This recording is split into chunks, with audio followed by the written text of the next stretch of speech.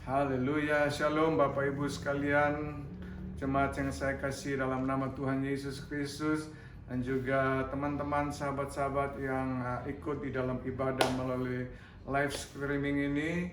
Saya ucapkan selamat berbakti dan selamat menikmati ibadah kita pada saat ini. Dan sebelumnya saya ingin kita sama-sama berdoa. Mari kita tenangkan pikiran, tidak berbicara dengan siapa-siapa.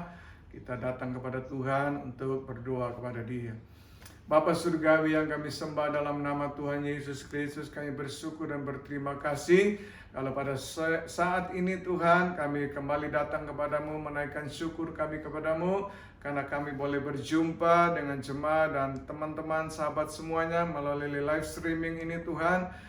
Kiranya kami ibadah ini boleh berkenan di hadapan-Mu, menyukakan Engkau, dan kami minta kehadiran-Mu Tuhan untuk memberkati ibadah kami, baik dengan puji-pujian, baik dengan firman yang akan kami dengarkan.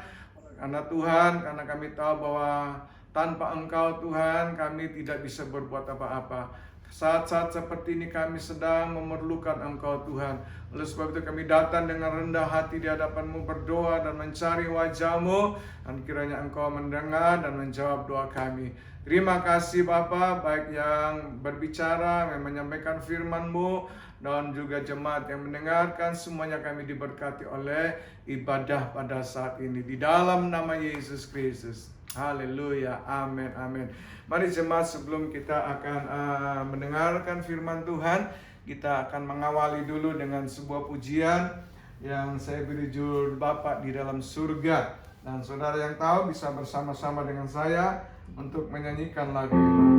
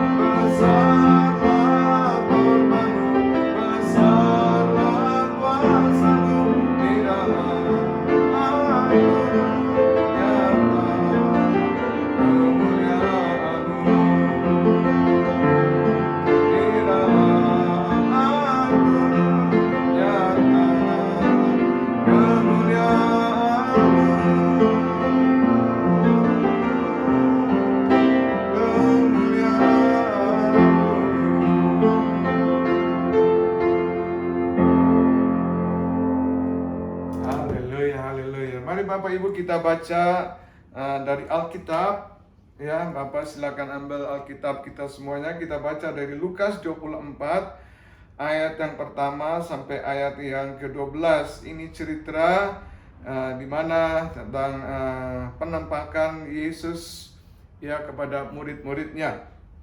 Saya baca dikatakan, tetapi pagi-pagi benar pada hari pertama minggu itu mereka pergi ke kubur membawa rempah-rempah yang telah disediakan mereka. Mereka mendapati batu sudah terguling dari kubur itu, dan setelah masuk mereka tidak menemukan mayat Tuhan Yesus. Ya, 4. Sementara mereka berdiri termangu-mangu karena hal itu, tiba-tiba ada 2 orang berdiri dekat mereka memakai pakaian yang berkilau-kilauan. Ya, 5. Mereka sangat ketakutan dan menundukkan kepala. Tetapi kedua orang itu berkata kepada mereka, "Mengapa kamu mencari Dia yang hidup di antara orang mati?" Ini tema saya pada saat ini. Mengapa kamu mencari Dia yang hidup di antara orang mati? Nah, Ia tidak ada di sini, Ia telah bangkit. Ingatlah apa yang dikatakannya kepadamu ketika Ia masih di Galilea, yaitu bahwa Anak Manusia harus diserahkan ke tangan orang-orang berdosa dan disalibkan dan akan bangkit pada hari yang ketiga. 8. Maka teringatlah mereka kepada perkataan Yesus, dan setelah mereka kembali dari kubur, mereka menceritakan semua itu kepada ke-11 murid dan kepada semua saudara yang lain. Perempuan-perempuan itu ialah Maria dari Magdala, Yohana, dan Maria ibu Yakobus, dan perempuan-perempuan lain juga yang bersama-sama dengan mereka memberitahukan kepada rasul-rasul. 11. Tetapi bagi mereka atau rasul-rasul, perkataan-perkataan itu akan omong kosong, dan mereka tidak percaya kepada perempuan-perempuan itu. Sungguh pun demikian, Petrus bangun lalu cepat-cepat pergi ke kubur, dan ketika mereka menjenguk ke dalamnya, ia melihat hanya kain kapan saja. Lalu ia pergi dan ia bertanya dalam hati, apakah kiranya yang telah terjadi. Ya, Bapak Ibu sekalian berbahagia, kita membaca, merenungkan, dan kita melakukan dalam kehidupan kita sehari-hari.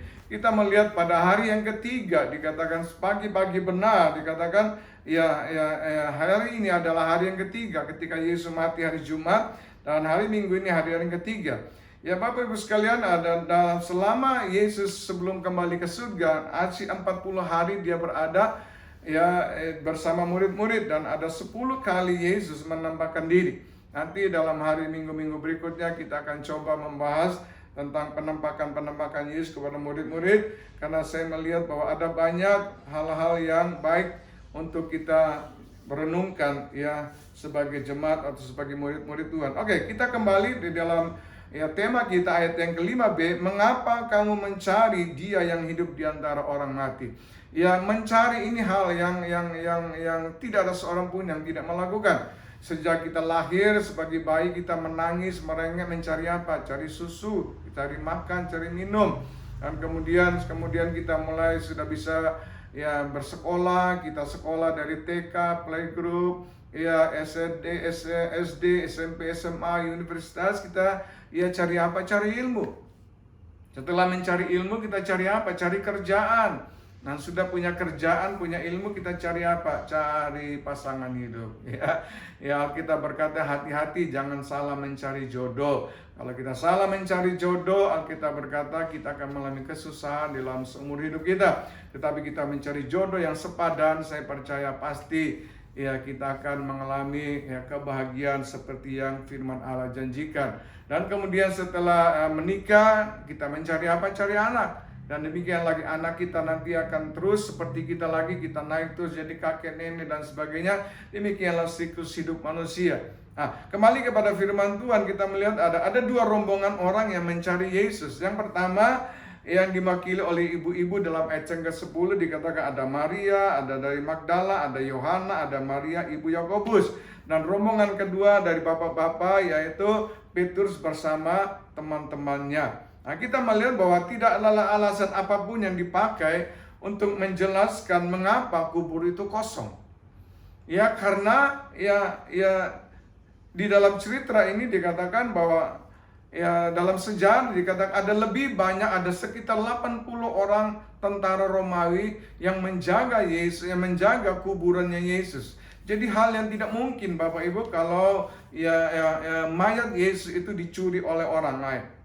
Oleh sebab itu kembali kepada firman Tuhan, pertanyaan saya yaitu mengapa mereka mencari Yesus dan tidak ketemu. Nah, ini penting juga supaya kita jadi bahan perenungan, karena selama ini kita juga punya persoalan masalah, kita mencari Yesus dan kita tidak temukan. Dan kalau kita tidak temukan, maka tidak akan ada pemulihan.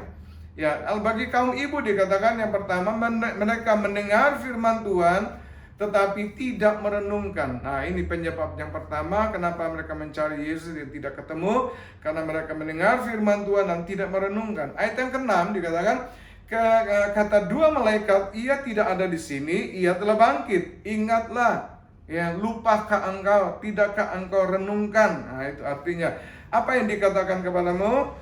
Ketika ia masih di Galilea, yang ketujuh, bahwa anak manusia harus diserahkan ke tangan orang-orang berdosa, disalibkan dan akan bangkit pada hari yang ketiga. Nah, Alkitab berkata, atau Yesus sebelum peristiwa ini terjadi di mana dia ditangkap, dia harus mengalami disesakan, mengalami penderitaan sebelumnya. Di dalam perjalanan dari Galilea hendak pergi ke Getsemani, itu Yesus sudah mencerita. Tujuannya apa? Supaya murid-murid ini tidak takut, tidak panik, tidak kaget, karena Yesus harus mengalami semuanya itu. Karena semua itu sudah tertulis di dalam Alkitab, bahwa Yesus harus mengalami penderitaan, ditangkap, disiksa, disesakan, dipenjara, diadili, kemudian dicambuk, pikul salib, akhirnya naik ke Golgota dan mati di sana.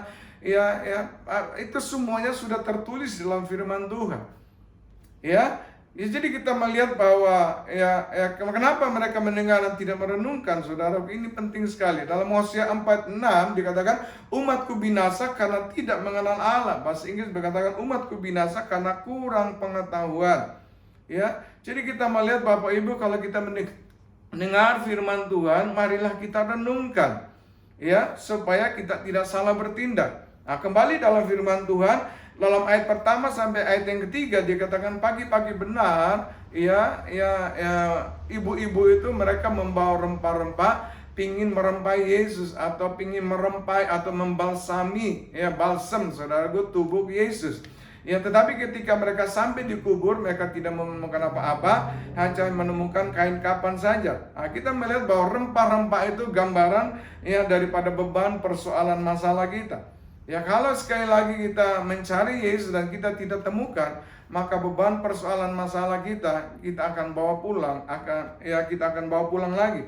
Hanya kalau kita berjumpa dengan Yesus, saya percaya pasti beban masalah kita akan diselesaikan oleh Tuhan kita.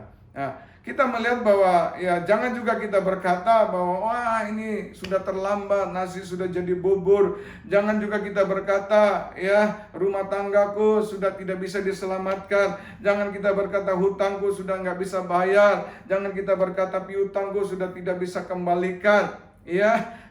Kalau kita berkata gini, kita tidak bedanya seperti orang kafir.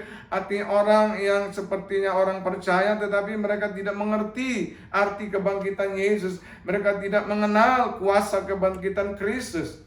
Berapa banyak orang-orang yang akhirnya hidup dalam kesia-siaan, merasa sudah tidak mungkin mereka bangkit dari keterpurukannya, putus asa, percuma saja, dan tanda-tanda pemulihan dan bisnis tidak terjadi. Tidak mungkin saya sembuh, selalu ada saja kata tidak mungkin, tidak mungkin. Ada banyak, saudaraku, tiba-tiba bisnis kita kolaps. Ada banyak yang orang sakit, menderita, dan bahkan ada yang mati, saudaraku. Nah, kita melihat bahwa jangan sekali-kali kita berkata tidak mungkin, karena kata tidak mungkin itu, saudara, berarti artinya kita tidak merenungkan, tidak percaya akan firman Tuhan.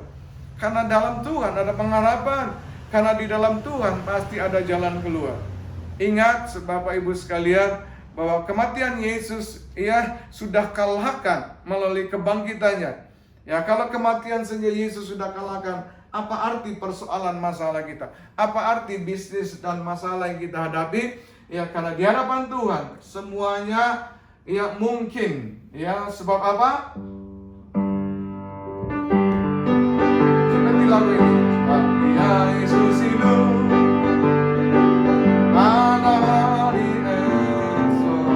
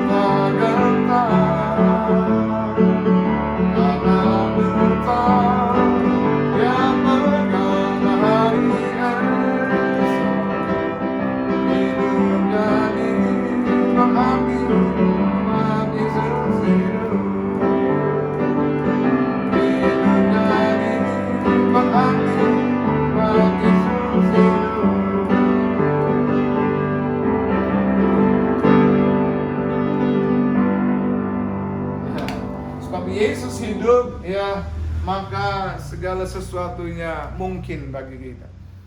Bapak Ibu sekalian, saya menceritakan ada seorang wanita ya yang merenungkan firman Tuhan dan yang mendengar firman Tuhan dan merenungkan firman Tuhan. Ya, dia mengalami satu sakit yaitu kanker rahim stadium 4 dikatakan. Dan saya berjumpa mendengar kesaksiannya pada waktu saya ada di Singapura dalam sebuah ibadah, dan dia tampil bersaksi. Ini orang dari Jakarta. Ya, dikatakan bahwa dia memang ikut ya pengobatan, ya obat-obat dan perawatan dari dokter. Tetapi dia bilang yang menjadi pokok utama saya, dia bilang ya dimana ketika saya mendengar firman Tuhan dan saya merenungkan. Dan apa yang dia lakukan, dikatakan bahwa ya di rumahnya dia bilang ya waktu dia mau tidur di tembok dia akan tulisan ayat-ayat firman Tuhan yang menjanjikan kesembuhan. Pada waktu dia di toilet, dia bilang dia duduk di depan toiletnya, dia tulisan juga ada tulisan kata-kata janji kesembuhan. Ya, pada waktu dia di meja makan di temboknya juga dia tulis begitu. Setiap kali dia terus membaca, dan terus membaca. Ya, tiba-tiba dikatakan setelah pemeriksaan beberapa kali, akhirnya dokter menyatakan bahwa ibu, kamu minum obat apa selain obat yang saya berikan? Tidak ada. Tapi kok ini mujizat telah terjadi. Ya, dia cuma berkata bahwa saya ya mendengar firman Tuhan ya, dan saya juga membaca firman Tuhan, dan kemudian ketika saya mempraktekannya ya maka mujizat itu terjadi. Ya, inilah firman Tuhan. Tuhan yang berjanji, ya bukan seperti manusia, tapi Tuhan yang berjanji adalah setia. Amin. Sebab itu ku percaya pada janji-Mu, tak akan tergoyah, karena Yesus tak lalai kan menepati janji.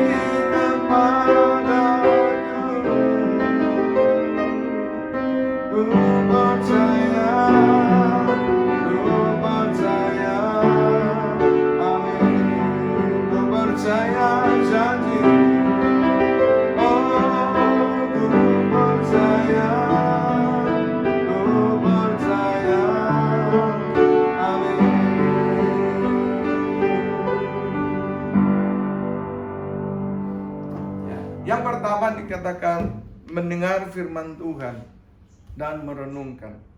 Yang kedua, kita melihat bahwa ini diwakili oleh kaum ibu juga kaum bapak. Mereka mendengar firman Tuhan tetapi melakukannya dengan cara sendiri.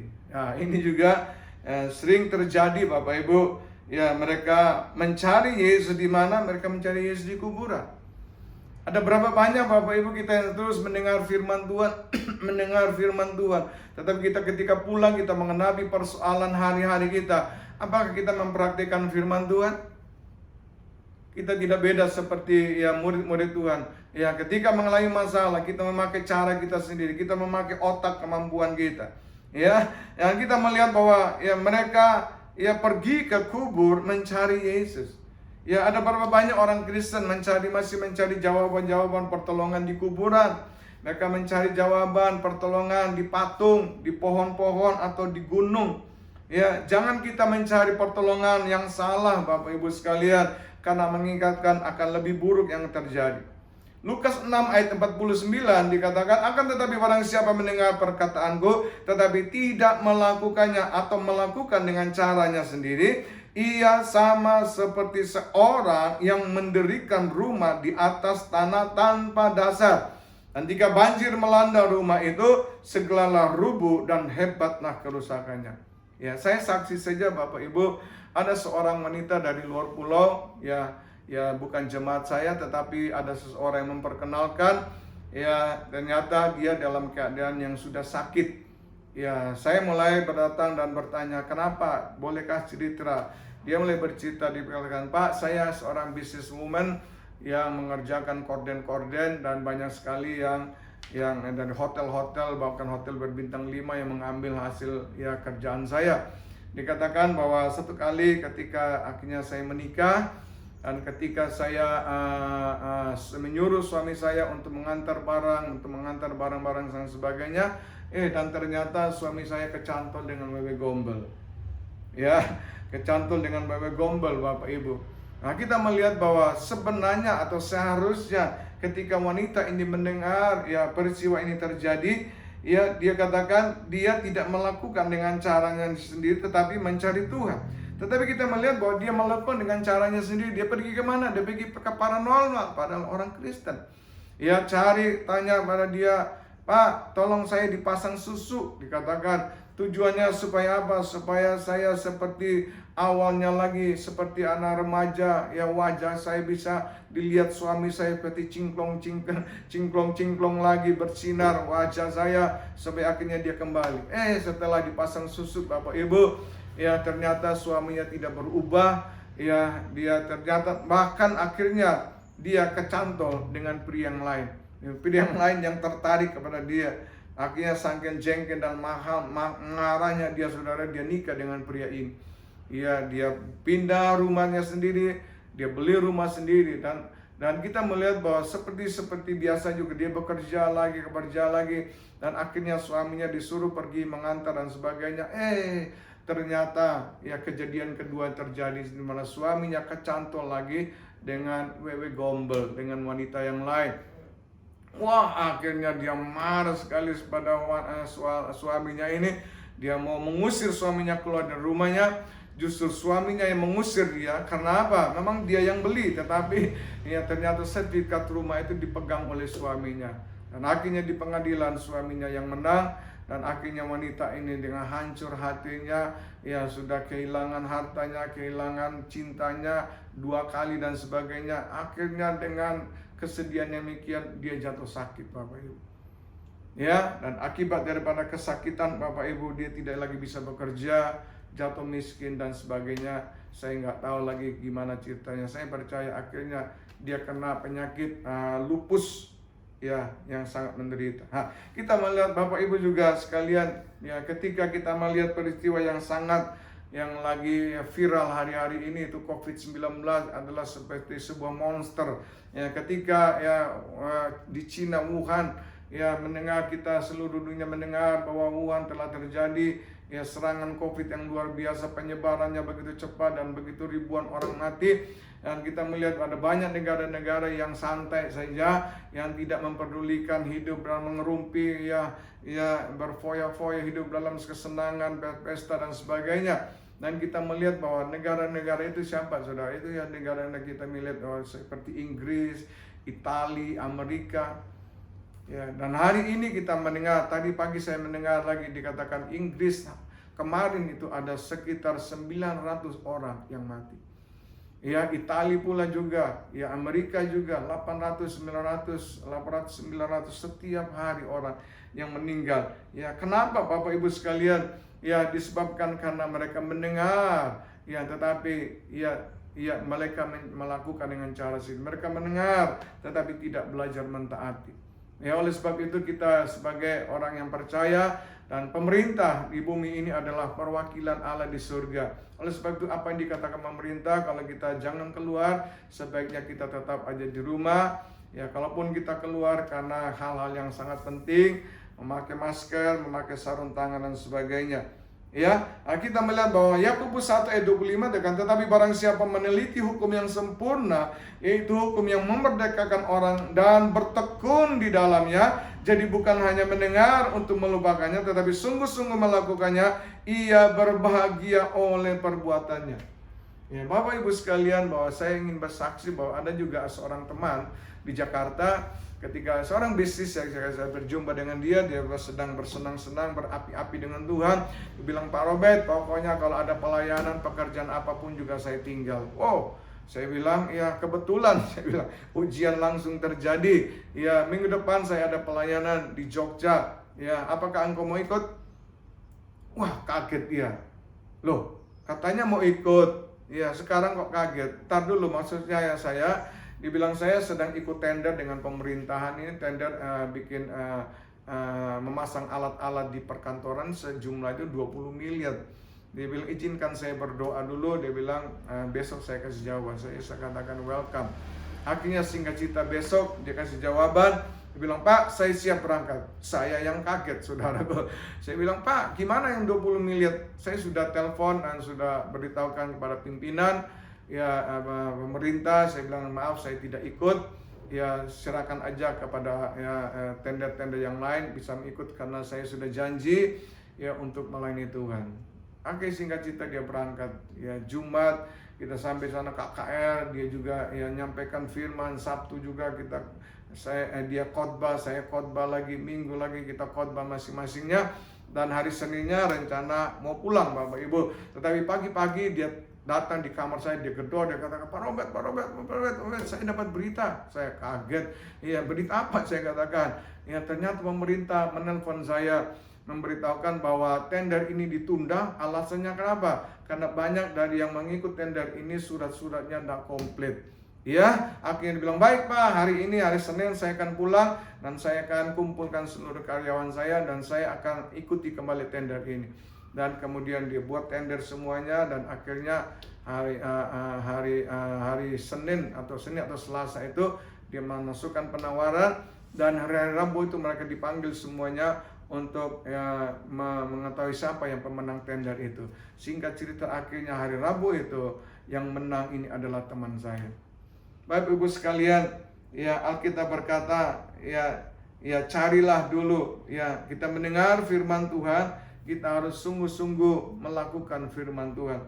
Saya percaya kalau kita mencari Yesus, ya tidak di kuburan, mencari Yesus yang sesungguhnya dalam melalui pelayanan kita, saya percaya dia pasti yang akan menolong kita, dia pasti akan mencukupi segala keperluan dan kebutuhan kita. Ya, sekarang bagian yang ketiga, yaitu bagian bapak-bapak. Mengapa mereka mencari Yesus dan tidak ketemu Yesus? Ya, bagian yang ketiga, karena bapak-bapak ini mendengar firman Tuhan tetapi tidak percaya. Wow, ini murid-murid. Ya, bayangin sudah makan, tidur, minum, melayani bersama Yesus selama 3,5 tahun, mereka tidak percaya. Apalagi kita sebagai jemaat. Oleh sebab itu mari kita dengar jadi pelajaran bagi kita. Ayat yang ke-11 dikatakan, ya tetapi Lukas tadi 24 ayat ke-11, tetapi bagi mereka atau rasul-rasul laki-laki, bapak-bapak, perkataan-perkataan dari ibu-ibu tadi itu seakan-akan omong kosong. Wow. Ya, bukan lagi bimbang, tapi omong kosong, jadi sangat tidak percaya. Dan mereka tidak percaya kepada perempuan-perempuan itu. Sungguh pun demikian, Petrus bangun lalu cepat-cepat pergi ke kubur itu. Dan ketika ia menjenguk ke dalamnya, ia melihat hanya kain kapan saja. Ya, ketika Petrus bersama teman-teman yang lainnya, mereka lari pergi ke kubur untuk melihat, ternyata mereka melihat hal yang sama, cuma kain kapan saja. Ya, kita melihat Alkitab berkata, orang yang mendengar firman Tuhan tetapi tidak percaya itu dosa. Wow. Coba Bapak Ibu nanti baca dalam Yohanes 16 ayat 9, tetapi dalam terjemahan lama dikatakan orang yang mendengar firman tetapi tidak percaya itu dosa. Dosa yang menyebabkan kita punya mata tapi tidak bisa melihat. Dosa yang menyebabkan kita punya telinga tapi tidak bisa mendengarkan. Dosa yang menyebabkan kita membaca firman Tuhan tetapi kita tidak percaya. Ya, akibat daripada hal demikian, seperti Alkitab berkata, mereka hanya beribadah secara lahiriah saja. Ya, tetapi sesungguhnya mereka memungkiri diri sendiri, menipu diri sendiri. Secara tubuh mereka ada dalam ibadah, tetapi sesungguhnya mereka tidak mendengarkan firman Tuhan dengan benar. Ya, kisah ini Bapak Ibu pernah terjadi ya di dalam cerita. Ya, teman saya bercerita ketika dia pergi ke Israel, ada seorang bapak yang ikut pergi ke Israel, dan ternyata di dalam mulai hari pertama sampai hari yang kelima, ya terusnya Bapak Ibu, bahwa si pria ini ketika mendengar penjelasan dari local guide, mendengarkan firman Tuhan, dia selalu mengatakan, bohong, saya nggak percaya, bohong, saya nggak percaya. Ya, bingung juga ya, orang pergi ke Israel sudah susah, biaya mahal, tapi dia pergi untuk mengatakan tidak percaya, nggak bohong, nggak percaya. Dan akhirnya apa yang terjadi? Hari yang kelima, tanpa hujan, angin, kilat, sambar menyambar, bapak ini mati langsung. Ya, orang yang mendengar firman Tuhan tetapi tidak percaya itu dosa. Yang dosa itu yang menyebabkan maut. Ada seorang juga bapak di NTT dikatakan ketika dia melakukan perjamuan, ya pendeta mengatakan inilah roti yang merupakan tubuh Kristus. Ya barang siapa makan dia akan memperoleh kuasa kebangkitan. Orang semua makan, dia melihat roti dia taruh di saku. Ya kemudian Bapak Gembala mengatakan inilah anggur yang merupakan dengan iman kita percaya inilah darah Yesus yang telah menyucikan dosa kita. Dia cium, anggur kok darah Yesus. Orang minum semua, dia tuangkan di celananya, saudara.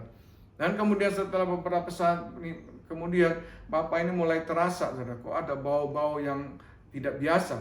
Yang ternyata ada bau mentah. Dia ambil kembali itu anggur, dan begitu dia keluarkan ternyata daging mentah masih segar. Kemudian dia ingat anggur yang dituang di saku, kemudian dia masukkan sakunya, dia keluarkan ternyata masih ada darah yang masih kental, darah segar. Bapak Ibu, jangan bermain-main dengan firman Tuhan. Kalau kita mendengar firman Tuhan, kita harus sungguh-sungguh percaya. Kita harus sungguh-sungguh percaya. Yang berikut dikatakan orang yang mendengar firman Tuhan tetapi tidak percaya itu kebodohan. Lukas 24 ayat 25, Yesus berjalan dengan 2 murid ke Emmaus. Yesus berkata, "Hai kamu orang bodoh, betapa lambannya hatimu sehingga kamu tidak percaya segala sesuatu yang telah dikatakan para nabi." Kenapa 2 murid itu disebut hai orang bodoh? Orang bodoh adalah orang yang tidak mau belajar dan tidak mau diajar. Makanya dia jadi bodoh. Kalau mau belajar dan mau diajar, pasti menjadi orang bijaksana, orang yang berhikmat. Tuhan tidak menciptakan orang bodoh. Kebodohan itu disebabkan oleh karena kesalahan kita sendiri yang tidak mau merenungkan dan tidak mau diajar. Yang berikut dikatakan mendengar firman Tuhan juga tetapi tidak percaya itu kedegilan. Keras kepala. Kepalanya ada batu kayaknya. Markus 16 ayat 14 dikatakan akhirnya ia menampakkan diri kepada 11 orang itu, murid-murid, mereka sedang makan.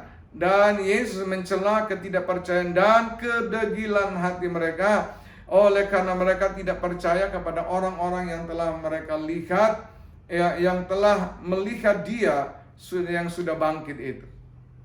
Siapa dia yang paling jelas adalah Thomas. Thomas berkata, sebelum aku mencucukkan jarinya di tangan dan di lambung, sekali-kali aku tidak percaya dia. Ini orang degil. Ini orang yang disebut orang keras kepala. Ada berapa banyak kita juga degil. Kalau saya diberkati, saya akan memberikan sumbangan buat pembangunan gereja. Kalau saya diberkati, saya akan lebih mencintai Tuhan. Kalau saya sembuh, ada banyak follower. Kalau saya sembuh, saya akan pergi ke gereja. Ini orang degil.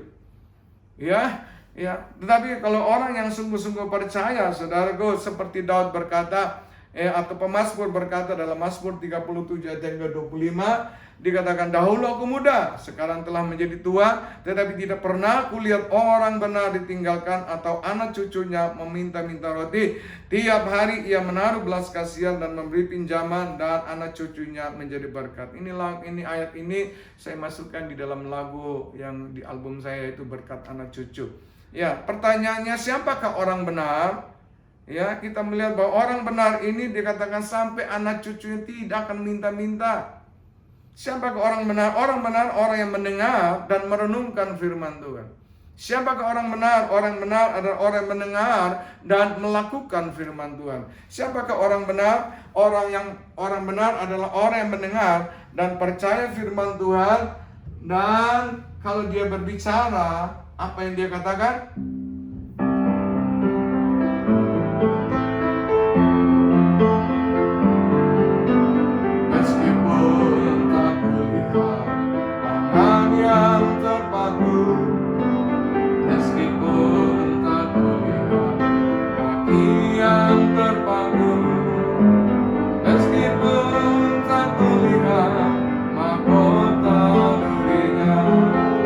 Namun ku percaya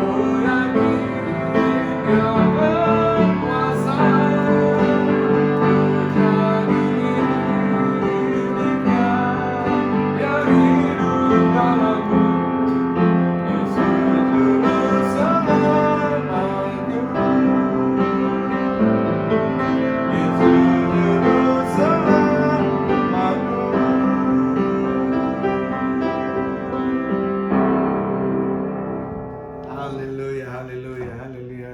Bapak Ibu sekalian, demikianlah firman Tuhan yang saya sampaikan. Ketiga hal itu, firman Tuhan mengajarkan kepada kita, hendaklah kita menjadi pendengar, dan bukan hanya mendengar, tapi harus merenungkan firman Tuhan siang dan malam, ya, supaya kita tidak salah bertindak.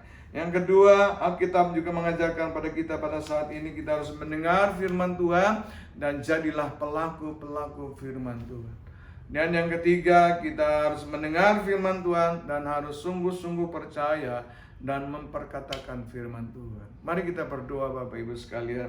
Bapa yang kami sembah, dalam nama Tuhan kami Yesus Kristus, kami bersyukur kepadamu karena pada saat ini kami sudah boleh duduk diam mendengarkan firman-Mu. Engkau mengajarkan ketiga hal melalui peristiwa kebangkitan-Mu pada hari yang ketiga Tuhan. Ya, di mana murid-murid-Mu Tuhan, kedua rombongan wanita dan bapak-bapak tidak berjumpa dengan Yesus oleh karena kesalahan-kesalahan mereka Tuhan. Biarlah Tuhan ini menjadi pelajaran bagi kami. Kami mau sungguh-sungguh, apalagi hari-hari ini hari-hari yang jahat kata firman Tuhan. Hari-hari tidak semakin baik, akan semakin banyak hal-hal yang buruk akan terjadi. Tetapi orang yang mendengar firman Tuhan dan melakukan firman Tuhan, Engkau berkata seperti mereka sedang membangun sebuah rumah, meletakkan fondasi dasar yang kokoh dan kuat. Dan ketika badai melanda dan angin ribut menerpa, banjir melanda, rumah itu tetap kokoh dan kuat. Ketika persoalan masalah menimpa kami, kami tetap kokoh dan kuat. Karena Engkaulah Yesus, batu karang kami yang teguh.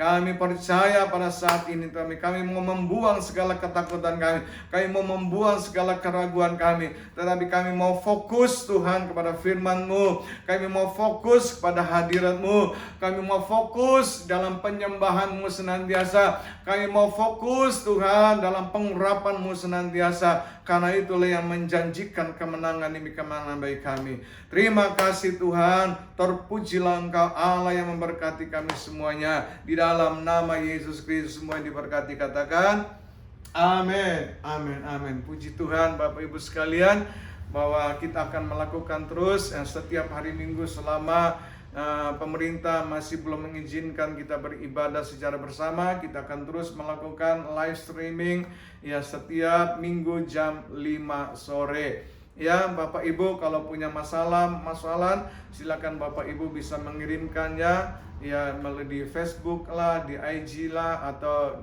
di WhatsApp kepada kami, biar kami senantiasa berdoa buat bagi Bapak Ibu sekalian. Dan juga kami berdoa bahwa Bapak Ibu kalau hendak memberikan persembahannya, silakan nanti kami juga akan kirimkan alamat persembahan bank kami Tuhan, supaya apa yang kita lakukan supaya itu menyukakan hati Tuhan kita Yesus Kristus. Kembali kita akan berdoa syafaat dan kemudian kita akan tutup di dalam doa untuk ibadah kami. Mari kita sekali lagi tunduk kepala. Bapa Tuhan kami yang kami sembah dalam nama Yesus, kembali kami naikkan syukur kepadamu, kepada umat-Mu Tuhan, mereka yang membawa persembahan mereka kepadamu Tuhan. Engkau yang berjanji memerintahkan bagi kami untuk menghalaukan segala belalang, pengirim, pelompat, segala kesusahan, penderitaan. Engkau yang berjanji untuk mengirimkan burung gagak Tuhan, mencukupi segala keperluan dan kebutuhan bagi kami. Terima kasih Tuhan. Kami bersyafaat Tuhan bagi jemaat mereka yang sedang berbisnis Tuhan, mungkin homework Tuhan, Kau memberkati bisnis mereka yang dari rumah. Boleh mereka menjual Tuhan. Mereka sedang membuka toko, Engkau Tuhan menjaga, melindungi, menutup bungkus mereka, sehingga tidak ada COVID-19 yang bisa menyentuh mereka, karyawan-karyawan mereka, segala harta milik mereka Tuhan. Kami berdoa Tuhan, biarlah saat-saat ini kami boleh berdiam diri di rumah. Biarlah suami-suami boleh berfungsi menjadi imam-imam dalam rumah tangga, memimpin, membuka ibadah di rumah, mendoakan istri dan anak-anak, dan saling mendoakan dan saling mengakui akan kesalahan dan saling mencengkerami satu sama yang lain. Terpujilah Engkau Tuhan kami Yesus Kristus. Kami juga memberkati pemerintahan kami dari presiden, wakil, menteri, seluruh sampai bawahan, khususnya bagi Surabaya Tuhan. Kami mengangkat tangan dan melepaskan kuasa-Mu Tuhan untuk membersihkan Tuhan segala COVID-19 ini hingga tidak menyebar tapi mati dalam nama Yesus Kristus, hingga Surabaya ini disterilkan, Surabaya ini clear, dibersihkan dari COVID-19. Terima kasih bagi bangsa-bangsa di seluruh dunia Tuhan. Hanya tangan-Mu yang berkuasa yang sanggup membebaskan ya daripada penderitaan, dari belalang-belalang yang menyusahkan bisnis-bisnis, daripada penyakit sampah ini Tuhan. Hanya Engkau Tuhan. Oleh sebab itu kami berseru, kami mohon belas kasihan, ya ulurkan tangan-Mu dan jamalah bumi ini. Terpujilah Engkau Tuhan kami Yesus Kristus, Allah kami yang luar biasa, Tuhan kami yang dahsyat. Kami mengucap syukur kepada Engkau. Kiranya memberkati aku berlimpah-limpah dan memperluas daerahku, dan kiranya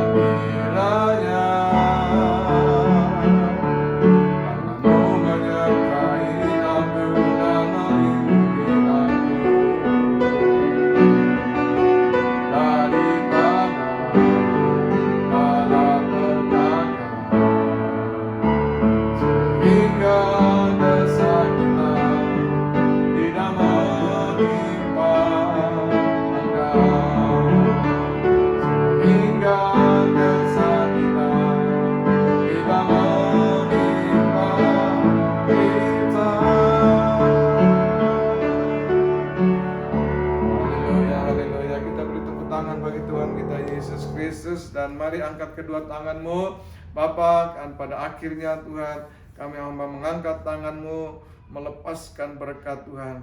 Biarlah kasih dan kemurahan anugerah-Mu, penyertaan-Mu, segala kecukupan-Mu turunlah bagi jemaat-Mu. Dan kiranya tangan-Mu yang berkuasa memberkati, melindungi jemaat-Mu Tuhan, sampai kami bisa berjumpa lagi pada hari Minggu melalui live streaming yang akan datang. Segala kepujian, hormat, dan kemuliaan hanya di dalam nama Yesus Kristus yang percaya dan sudah diberkati Tuhan. Sama-sama katakan amin. Tuhan memberkati kita semuanya. Shalom.